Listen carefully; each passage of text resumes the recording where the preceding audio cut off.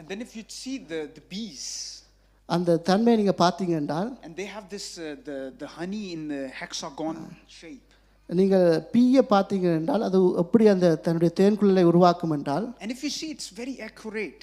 அந்த தேன்குழவி என்ன செய்யும் என்றால் அந்த தன்னுடைய வீடை வந்து சரியான முறையில் உருவாக்கும். How it is possible? அது எப்படி அது செய்யும்? It's the sound they produce. அவங்க சொல்ற வார்த்தையின் மூலம் அது உருவாக்குறதாம். And the sound they produce is bzz. அவங்க சொல்ற வார்த்தை bzz என்று இருக்கும். And the bzz is having the audacity. அந்த bzz என்ற வார்த்தைக்கு தன்மை இருக்கிறது. Oh, that was a good one you did. It has the audacity. அதுக்கு ஒரு தன்மை இருக்கிறது. To create the shapes. அந்த தன்மை அந்த வீடுகளை சரியான முறையில் உருவாக்குறதுக்கு. So if the animal knows how to create by producing a sound, மிருகத்துக்கு கூட வார்த்தை மூலம் உருவாக்குற தன்மை இருக்குது I think என்றால் we are better than the animals. அதை விட மேலாக நமக்கு இருக்கிறது.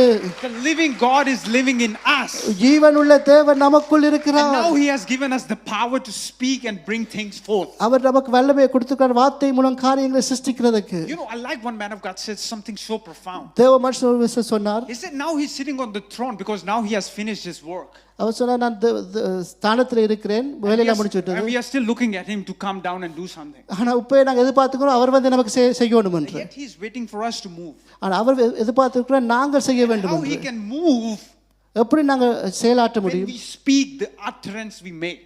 நாங்கள் விரும்புகிற காரியத்தை நாங்கள் பேசுகிற போது அது நடக்கும்.